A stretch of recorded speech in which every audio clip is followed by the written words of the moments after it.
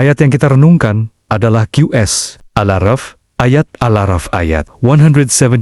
Dalam ayat ini, Allah menyatakan bahwa banyak dari jin dan manusia dijadikan untuk jahanam. Mereka memiliki hati tetapi tidak memahami, mata tetapi tidak melihat, telinga tetapi tidak mendengar. Mereka diserupakan seperti hewan ternak, bahkan lebih sesat, karena mereka lalai. Jika ayat ini dilihat melalui jalan tasawuf dan penyucian jiwa sebagaimana sering diajarkan oleh Syekh Abdul Qadir Al-Jailani, ayat ini sebenarnya berbicara tentang fungsi batin manusia yang tidak digunakan. Manusia dalam pandangan para sufi bukan hanya tubuh dan akal. Di dalam dirinya ada pusat kesadaran yang disebut kalb, hati spiritual. Hati inilah yang seharusnya menjadi tempat mengenal Allah. Ayat ini menyebut 3 perangkat batin: hati, mata, dan telinga. Namun, bukan sekadar organ fisik. Dalam tafsir batin para sufi, hati adalah alat memahami kebenaran, mata adalah alat melihat tanda-tanda Tuhan, telinga adalah alat menerima nasihat dan wahyu. Ketika ketiga alat ini tidak digunakan untuk mencari Allah, manusia kehilangan fungsi terdalamnya. Syekh Abdul Qadir Al-Jailani sering menekankan bahwa masalah terbesar manusia bukan kurangnya nikmat Allah, tetapi lalainya hati dari mengingat Allah. Hati yang lalai menjadi seperti tanah yang keras. Hujan rahmat turun, tetapi tidak menyerap. Ayat ini kemudian menyebut mereka seperti hewan ternak. Mengapa? Karena hewan hidup hanya mengikuti dorongan dasar: makan, tidur, dan mempertahankan diri. Jika manusia hidup hanya untuk itu, maka ia belum menggunakan potensi ruhani yang diberikan Allah. Namun ayat ini bahkan mengatakan lebih sesat dari hewan, sebab hewan tidak diberi kemampuan mengenal Tuhan, sedangkan manusia diberi potensi itu, tetapi mengabaikannya. Dalam perspektif tazkiyatun nafs, penyucian jiwa, ayat ini memberi pelajaran penting. Kelalaian adalah tirai terbesar antara manusia dan marif. Seseorang bisa memiliki ilmu, ibadah, bahkan kedudukan. Tetapi jika hatinya tidak hidup dalam dizikir dan kesadaran kepada Allah, maka kalbnya tetap tertutup.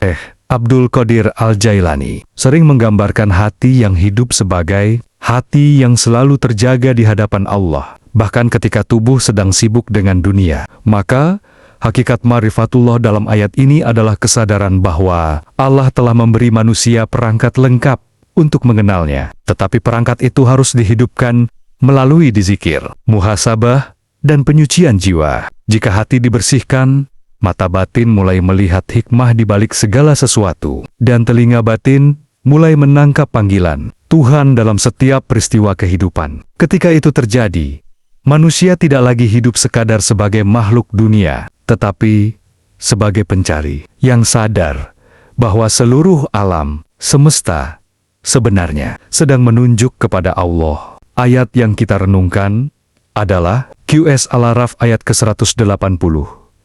Dalam ayat ini, Allah berfirman bahwa Allah memiliki Asmaul Husna, nama-nama yang indah. Maka berdoalah kepo dunia dengan nama-nama itu, dan tinggalkan orang-orang yang menyimpang dalam menyebut namanya. Jika dipandang melalui jalan tasawuf dan penyucian jiwa sebagaimana diajarkan oleh Syekh Abdul Qadir Al-Jailani, ayat ini bukan sekadar ajakan menyebut nama-nama Allah, tetapi merupakan jalan batin menuju ma'rifatullah. Dalam pemahaman para sufi, Asmaul Husna bukan hanya lafaz, melainkan cermin sifat-sifat ilahi yang memancar ke dalam kehidupan manusia. Mari kita lihat melalui tadabur kalbu. Ketika seorang hamba menyebut nama Ar-Rahman, ia bukan sekadar melafalkan kata. Ia sedang membuka kesadaran bahwa seluruh alam ini berdiri di atas rahmat Allah. Ketika ia menyebut Al-Hakim, ia mulai menyadari bahwa setiap kejadian memiliki hikmah yang tersembunyi. Dengan kata lain, dizikir Asmaul Husna adalah latihan hati untuk melihat Allah di balik setiap peristiwa. Abdul Qadir Al-Jailani sering menekankan bahwa dizikir yang sejati bukan hanya di lidah, tetapi dizikir yang menembus hati. Lidah menyebut nama Allah, tetapi hati merasakan kehadirannya. Dalam perjalanan tazkiyatun nafs, menyebut Asmaul Husna memiliki 2 fungsi batin. Pertama, membersihkan hati dari sifat-sifat buruk. Ketika seseorang sering berzikir dengan nama Allah yang Maha Pengasih, perlahan hatinya sendiri menjadi lembut dan penuh kasih. Kedua, mendekatkan manusia pada pengenalan sifat-sifat Allah. Dalam tasawuf, ma'rifatullah sering dimulai dengan mengenal tajalli, sifat-sifat Allah, yaitu pancaran sifat ilahi dalam kehidupan. Ayat ini juga memberi peringatan agar tidak menyimpang dalam memahami nama-nama Allah.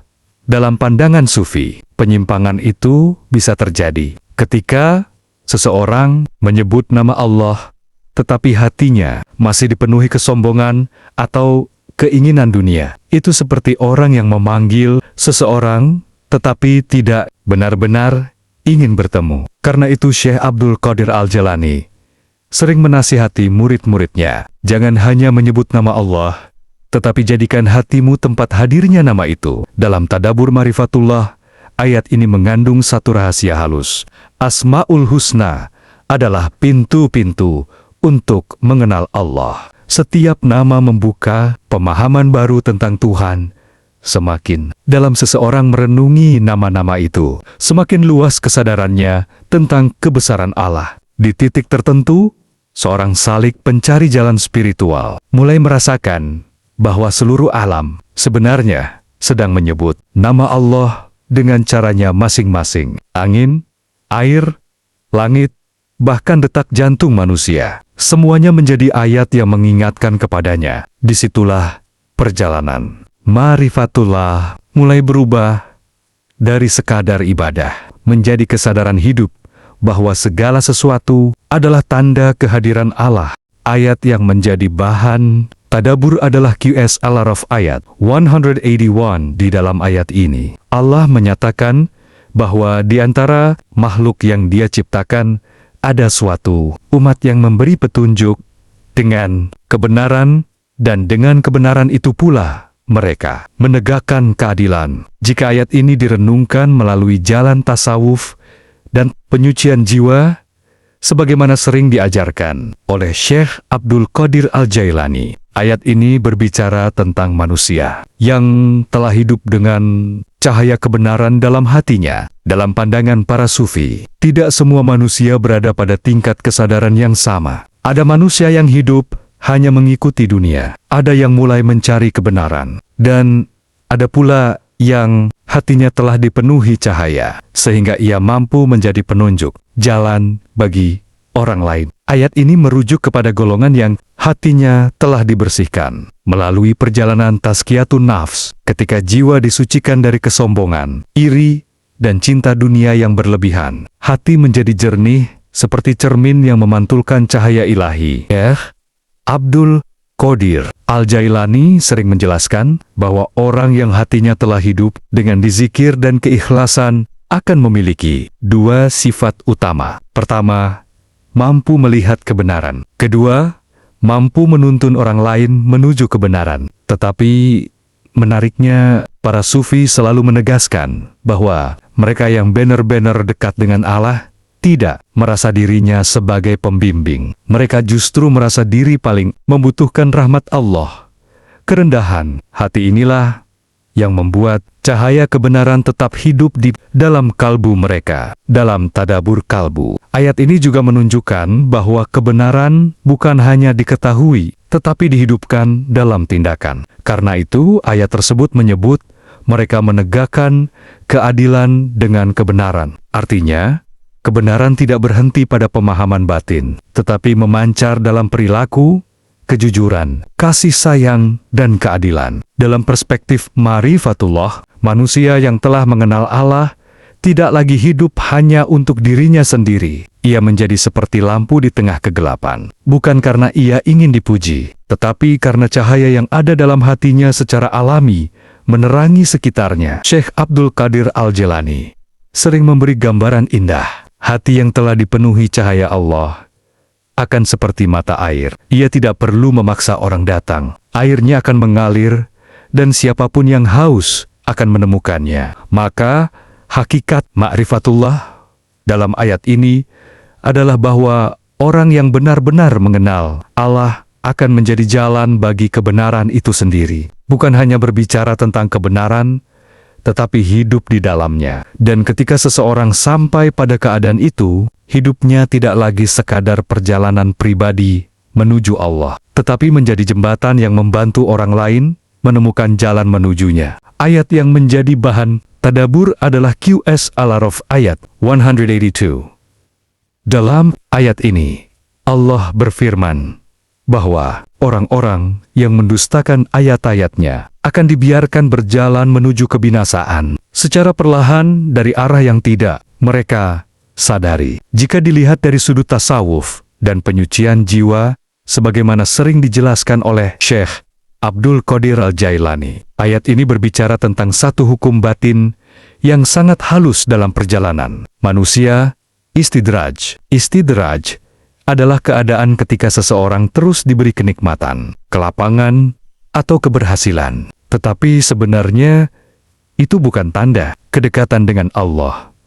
Justru itu adalah ujian yang membuatnya semakin jauh tanpa ia sadari. Di permukaan hidupnya tampak baik-baik saja. Rezeki ada, kedudukan ada, bahkan mungkin ilmu dan ibadah juga terlihat. Namun di dalam hatinya, perlahan tumbuh rasa cukup tanpa Allah. Dalam tadabbur kalbu, keadaan ini sangat berbahaya, karena kesesatan yang paling sulit disadari adalah kesesatan yang terasa seperti keberhasilan. Syekh Abdul Qadir Al-Jailani sering memberi peringatan kepada para muridnya, jangan tertipu oleh kelapangan dunia jika hati tidak semakin dekat kepada Allah. Menurut beliau, tanda seseorang sedang berada dalam penjagaan Allah adalah ketika nikmat membuatnya semakin rendah hati dan semakin takut kepada Allah. Sebaliknya, jika nikmat membuat hati semakin sombong atau lalai, maka itu bisa menjadi langkah-langkah istidraj. Ayat ini menyebut bahwa kebinasaan itu datang dari arah yang tidak disadari. Ini menggambarkan bagaimana nafs manusia sering membungkus kesalahan dengan rasa aman. Hati merasa tenang, padahal sebenarnya sedang menjauh dari sumber kehidupan spiritual. Dalam perjalanan tazkiyatun nafs, para sufi sangat berhati-hati terhadap keadaan ini. Mereka tidak menilai kedekatan kepada Allah dari banyaknya nikmat dunia, tetapi dari kehidupan hati. Apakah hati semakin lembut? Apakah dizikir semakin hidup? Apakah kehadiran Allah semakin terasa dalam setiap keadaan? Jika jawaban itu semakin kuat, maka nikmat menjadi jalan menuju ma'rifat. Tetapi jika tidak, nikmat bisa berubah menjadi tirai. Maka hakikat ma'rifatullah dalam ayat ini adalah kesadaran bahwa perjalanan menuju Allah membutuhkan kewaspadaan batin. Tidak semua yang tampak baik di dunia adalah tanda kedekatan kepadanya. Dalam pandangan para sufi, keselamatan bukan terletak pada banyaknya karunia yang dimiliki, tetapi pada hati yang selalu kembali kepada Allah dalam setiap keadaan.